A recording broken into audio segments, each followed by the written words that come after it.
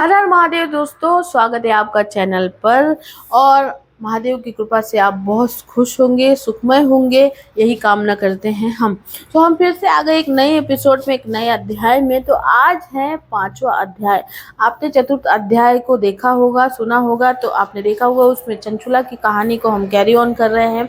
चंचुला की जो कथा है, अब वो शिव धाम में पहुंच गई, उन्होंने शिव जी के दर्शन भी कर लिए और अब वो माता पार्वती उनकी दोस्त भी बन गई है। सो अब 5वें अध्याय में क्या है वो हम जानेंगे, तो ध्यान पूर्वक सुनिए। चैनल को सब्सक्राइब जरूर कीजिए, लाइक शेयर कमेंट जरूर कीजिए।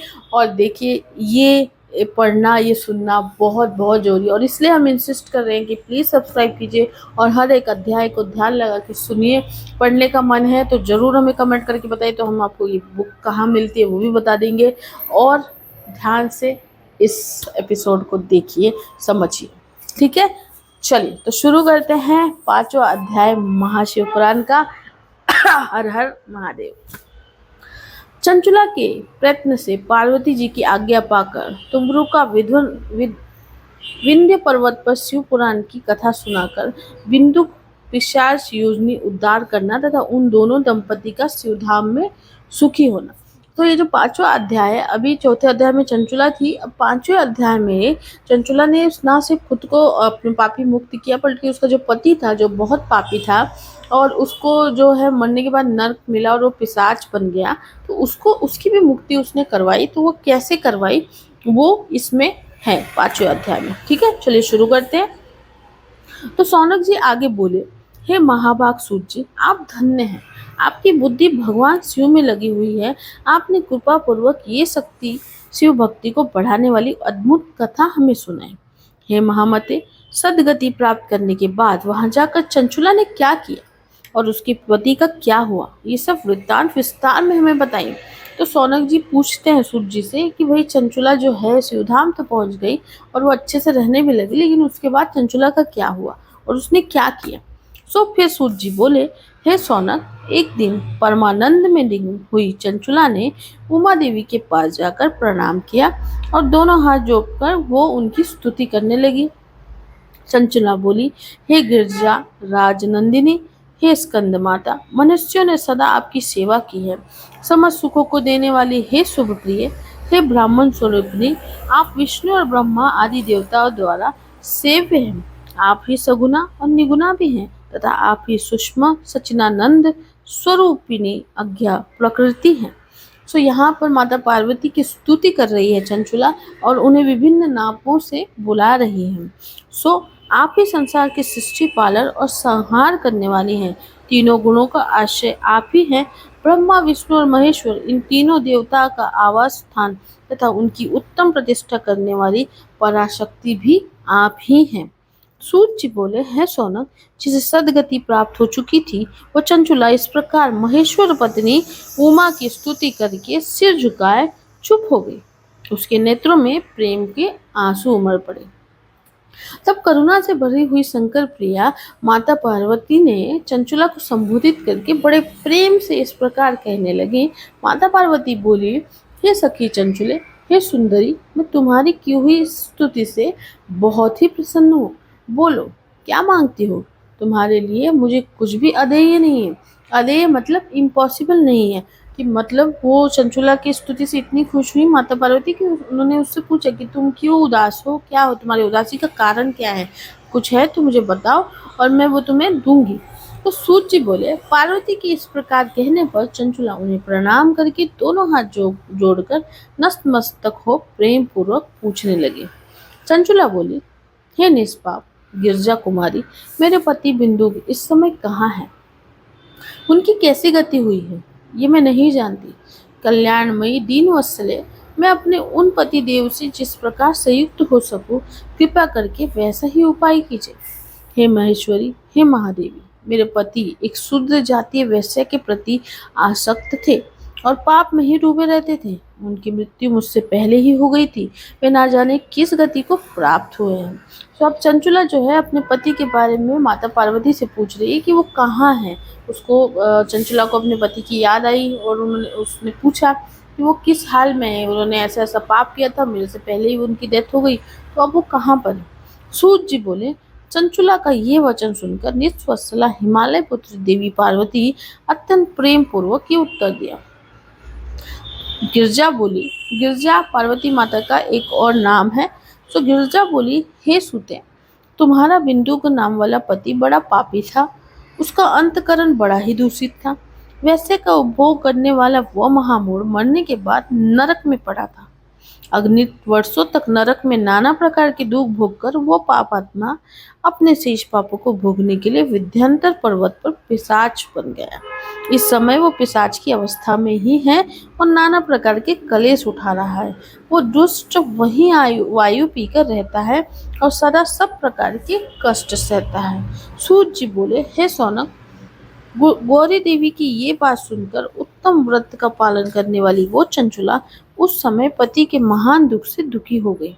फिर मन को स्थिर करके उस ब्राह्मण पत्नी ने व्यवस्थित हृदय से महेश्वरी को प्रणाम करके पुनः पूछा।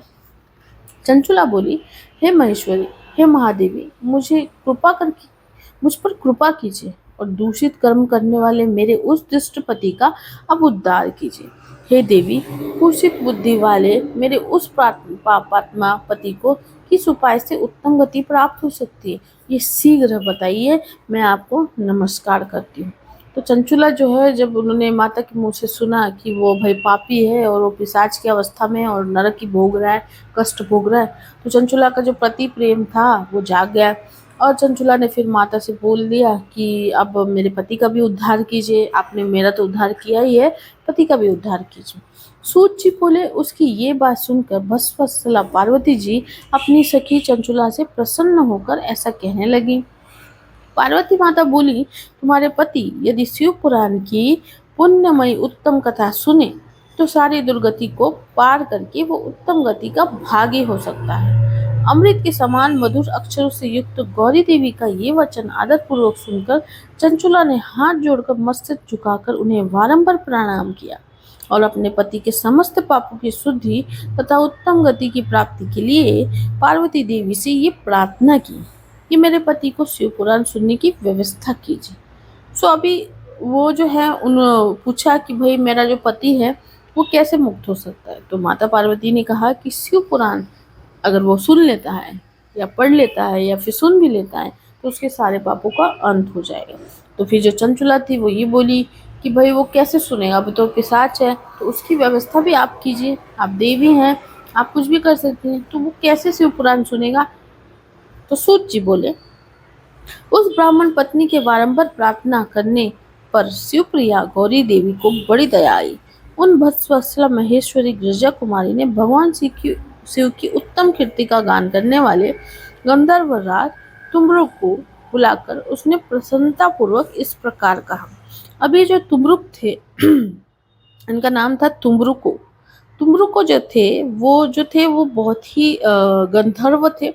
वो गंधर्व थे और वो जो भगवान शिव की जो स्तुति करते हैं ना, वो सबसे ज़्यादा उन्होंने की थी।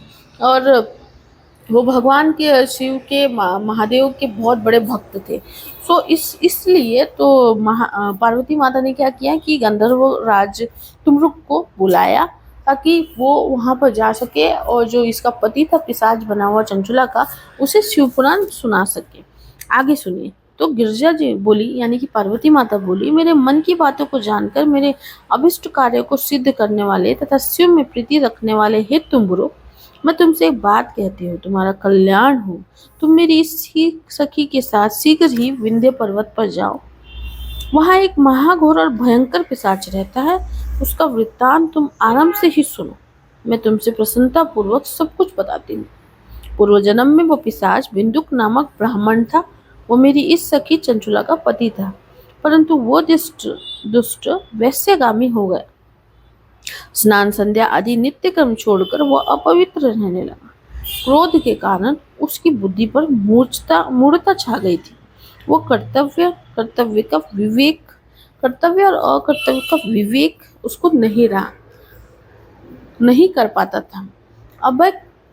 अक्षय भक्षण, सज्जनों से द्वेष और दूषित वस्तु का दान लेना, यही उसका स्वाभाविक कर्म बन गया था।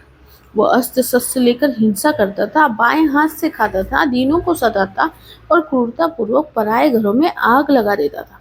वो चंडालों से प्रेम करता और प्रतिदिन वेश्या के संपर्क में रहता था।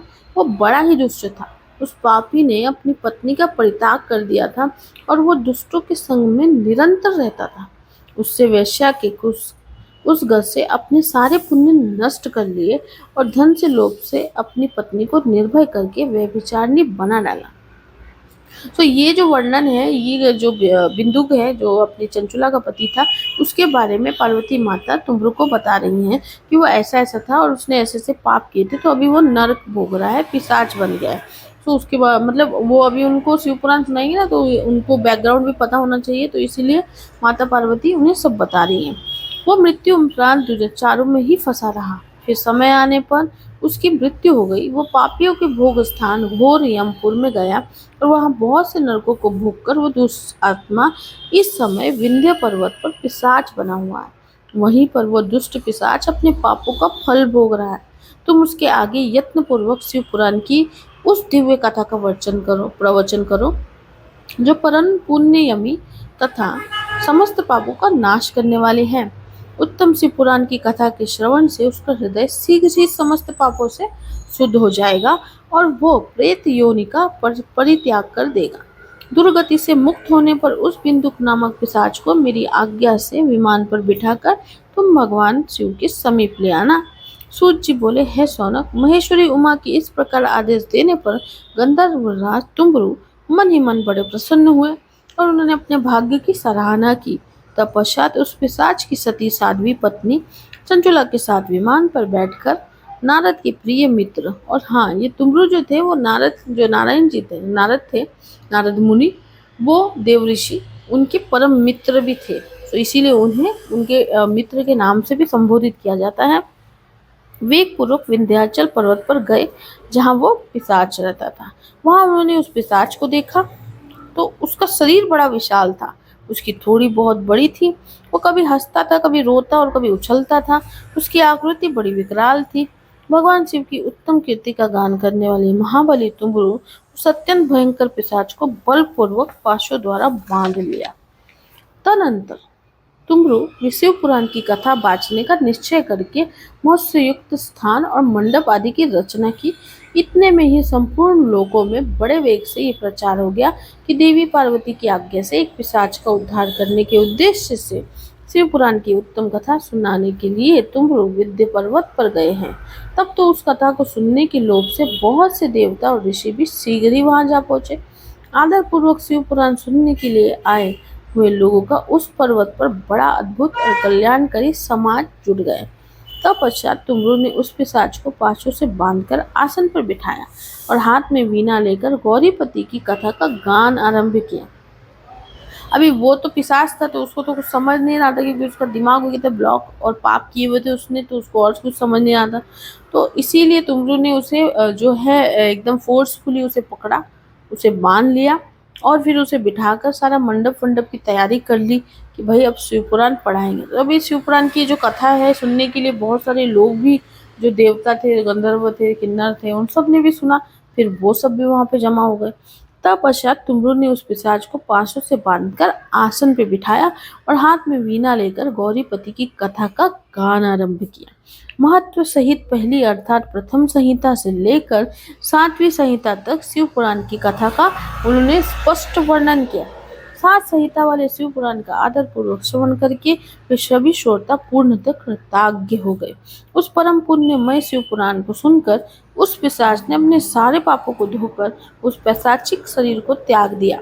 शीघ्र ही उसका रूप दिव्य हो गया, अंकानिक गौरवनिक हो गई। शरीर पर श्वेत वस्त्र तथा सब प्रकार के पुरुषोचित आभूषण उसके अंगों को उदासित करने लगे। उत्तरी नेत्रधारी चंद्रशेखर स्वरूप हो गया। इस प्रकार दिव्य देहधारी होकर श्रीमान बिंदु अपनी भार्या चंचुला के साथ स्वयं भी पार्वती पति भगवान शिव के दिव्य चरित्र का गुणगान करने लगा। उसकी स्त्री को इस प्रकार दिव्य रूप से सुशोभित देखकर वे सभी देवता और ऋषि बड़े विस्मित हुए। उनका चित्त परमानंद से परिपूर्ण हो गया। भगवान महेश्वर का वो अद्भुत चरित्र सुनकर वे सभी श्रोता परम कृतार्थ हो प्रेम पूर्वक शिव का यशगान करते हुए अपने अपने धामों को चले गए। दिव्य रूपधारी श्रीमान बिंदुक भी सुंदर विमान पर अपनी प्रियतमा के साथ बैठकर सुखपूर्वक आकाश में स्थित हो परम शुभ शोभा पाने लगा। तदनंतर महेश्वर के सुंदर एवं मनोहर गुणों का गान करता हुआ वह अपनी प्रियतमा तथा तुमरों के साथ शीघ्र ही शिवधाम में जा पहुंचा। वहां भगवान महेश्वर तथा पार्वती देवी ने प्रसन्नता पूर्वक बिंदु का बड़ा सत्कार किया और उसे अपना गण बना लिया। उसकी पत्नी चंचुला पार्वती जी की सखी हो गई। उस धनीभूत ज्योति स्वरूप परमानंद सनातन धाम में अविचल निवास पाकर वे दोनों संपत्ति परम सुखी हो गए। ये उत्तम इतिहास मैंने आपको सुनाया जो पापों का नाश करने वाला, उमा महेश्वर को आनंद देने वाला, अत्यंत पवित्र तथा उनमें भक्ति बढ़ाने वाला है। जो इसे भक्ति पूर्वक सुनता है अथवा एकाग्र चित्त होकर इसका पाठ करता है वो अनेक सांसारिक सुखों को भोग कर अंत में मुक्ति को प्राप्त होता है। इस प्रकार से स्कंद महापुराण के अंतर्गत शिव पुराण महत्व बिंदु गति वर्णन नामक 5वां अध्याय पूर्ण हुआ।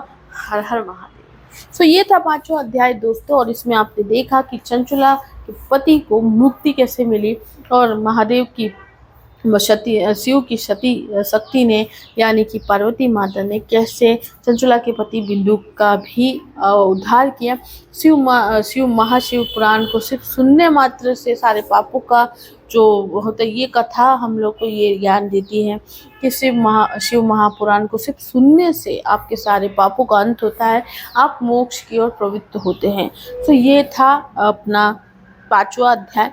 अब हम 6ठे अध्याय की ओर बढ़ेंगे अगले एपिसोड में। तो आई होप कि आपको कथा जरूर पसंद आई होगी। तो ये हो सकता है कि हमारे बोलने में या हमारे उच्चारण में भी कुछ 1-2 वर्ड हो जो गड़बड़ हो जाए, क्योंकि हम भी इंसान ही हैं और हम कोई ऐसे बड़े पंडित वगैरह नहीं है, लेकिन हम चाहते हैं कि हम जैसे इसका लाभ उठा रहे हैं आप लोग भी उठाएं, और इसीलिए हम ये आपको सुना रहे हैं। तो महाशिव पुराण एक बहुत ही पवित्र ग्रंथ है, एक बहुत ही पवित्र पुराण है। तो आप प्लीज़ इसे फिर से बोलेंगे, आप प्लीज़ इसे सुनिए, इसके हर एक अध्याय को ध्यान से सुनिए और इसे दोहराइए भी, और अगर आपके पास टाइम हो और अगर आप चाहें तो इसे पढ़ भी सकते हैं। सो आई होप कि आपको ये वीडियो जरूर पसंद आया होगा। तो प्लीज़ सब्सक्राइब कीजिए, और जो भी बोलना चाहते हैं, कुछ भी कमेंट करना चाहते हैं, अपनी भावनाओं को व्यक्त करना चाहते हैं, कुछ भी संकट है, कोई भी परेशानी है, कुछ भी शेयर करना चाहते हैं, ज़रूर कमेंट करिए, लाइक शेयर सब्सक्राइब कीजिए और अपना बहुत ख्याल रखिए। फिर से मिलेंगे एक नए एपिसोड में, एक नए अध्याय में। तब तक के लिए हर हर महादेव।